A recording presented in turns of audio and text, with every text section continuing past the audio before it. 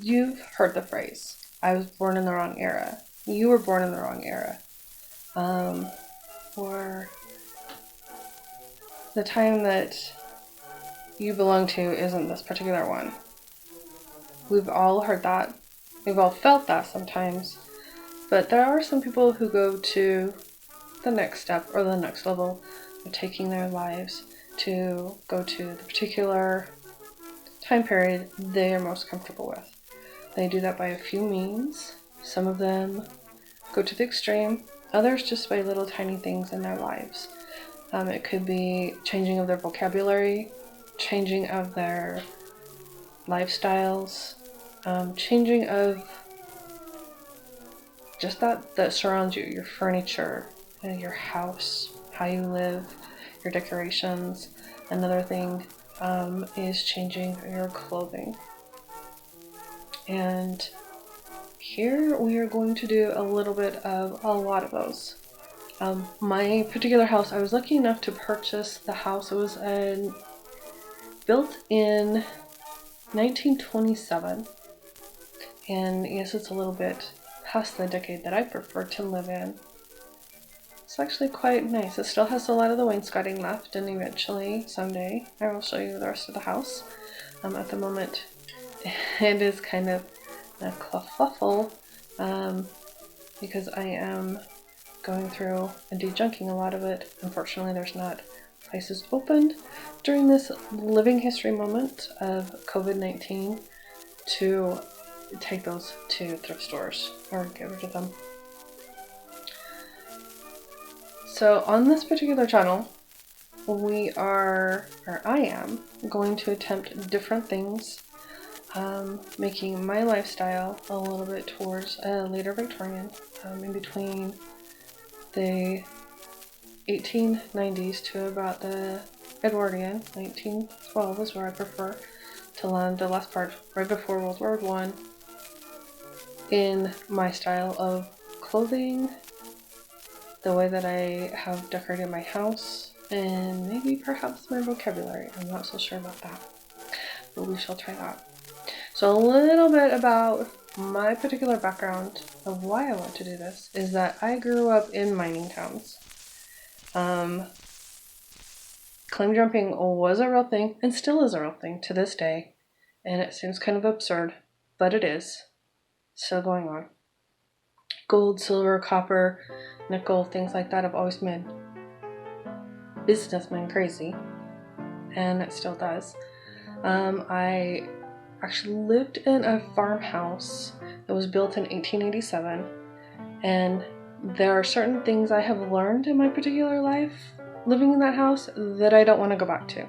A lot of your historical costumers or those who have decided to go to a historical lifestyle like our particular modern conveniences, so to say. In this 1887 farmhouse, there were single pane or single glazed windows. Yes, it was extremely cold during the winter. There was only, if I remember right, the bottom part of the house, I believe, is the only part that had heating. The upper part, our bedrooms, did not. There was always frost on the inside of the windows. I remember it being extremely cold. We had one stove that heated the house. The rest of it, like the bottom, did have the central heating, but it wasn't very much.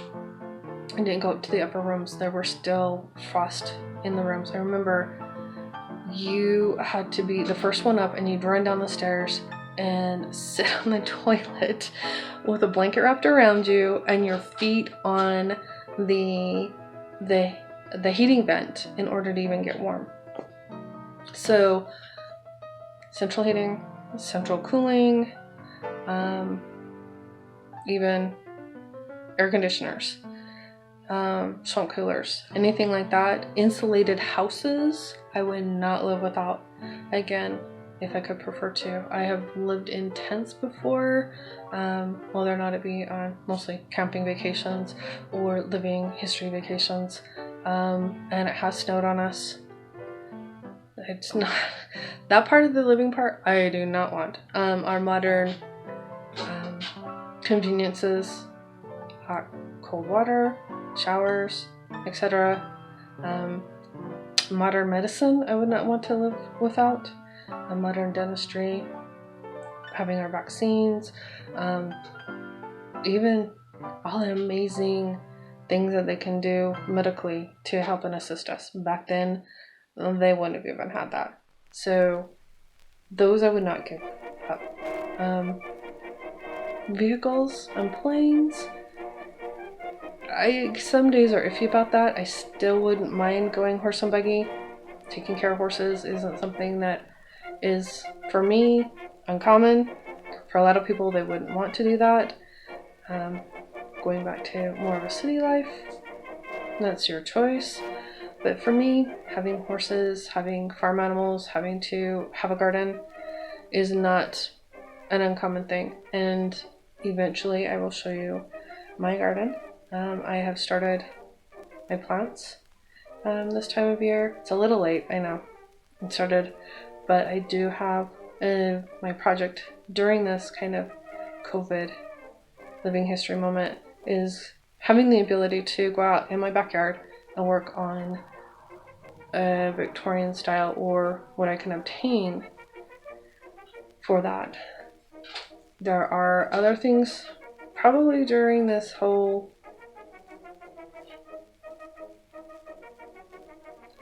adventure, let's just call it that, is going to be looking at different period books, different period things, and learning hopefully from that of items that we do and do not want. The other day I was watching Burnadette Banner's video on hair care and finding out a couple of different things about, and I'll post the video. But from my learning from it was going back to the actual hair care books or the beauty books and things like that, and some of the crazy stuff that they did is not exactly what I wanted to do today. I mean, they put kerosene in their hair as one of the options, and sulfate. Not happening. But the one with the egg and the spirits of rosemary, we shall try. I tried it with eggs and chamomile because that's all I had at the moment. But we'll still try it later and see how that works. Really, hopefully we'll learn and see what else is available. I have a video posted elsewhere of it's really super rough, and I apologize for that, but it is cleaning an actual the last date that I could find on the plate was of April 1900 Mason rotary sewing machine. The video is rough, and I'm gonna keep it that way. I really don't care, honestly, but it was an amazing little adventure learning how to make a machine work, and without all of the electronic gizmos and gizmos. It's only going to be straight stitch, and that is fine for working with, hopefully, bringing some outfits to life. And you're going to probably hear a lot of different ranting and raving about period, non-period things, and the modern adaptations to it, things like that. And that's what the rants are going to be, honestly, is trying to figure how to bring a historical aspect to modern living. And we'll see how it works out. So, happy hunting of all the things that will make your life a little easier and a little better. And if you want, make up your own style, make up your own who you are. If it is Victorian, Edwardian, I have friends who are Renaissance Italian. If you like living in clothes that are not of this period or of the modern times, then do it. I mean, yes, you're gonna get funny looks. Some of us have actually gone out in our clothes, and we call it freaking out the mundanes, because you will get the looks, you will get the comments, you will get, things like that, but if you do your research, you'll turn it into teaching people, other people, as well as yourself. And also you will learn a lot more about who you are and what designs, what items you like. I have found I hate modern pants. I literally cannot stand the modern pants that are being made. I have a very rounded backside, and it's really funny because a lot of people make a comment of, you know, people will go in for plastic surgery for a backside like yours. Trying to find pants that fit that round backside is not easy. A lot of our modern is a very flat butt kind of pants, and so trying to find something that will fit is not easy. I usually I like high-waisted pants because it does fit over my butt. I don't know where we've gone in fashion, but it's definitely not cut. It doesn't look pretty. It doesn't look beautiful on our bodies. Women have curves. Some of us don't have curves. And there's not really an adjustment for the modern style. And sometimes it includes in the men too.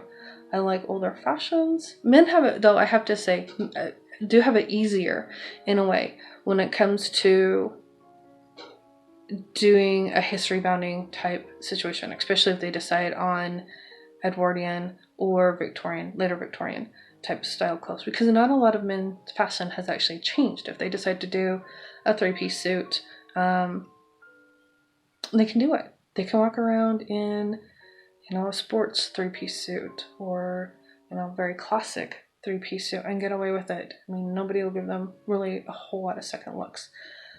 They might just do like on their waistcoat maybe.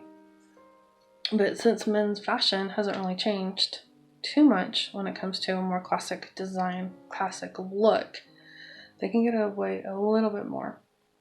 But if that makes you happy, then do it. Go out. Even though the comments and things like that, I've got, that's really funny.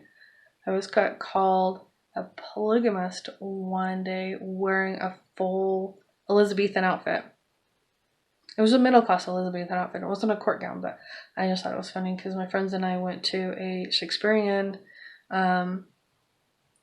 lecture at one of the libraries, and we had come out of it.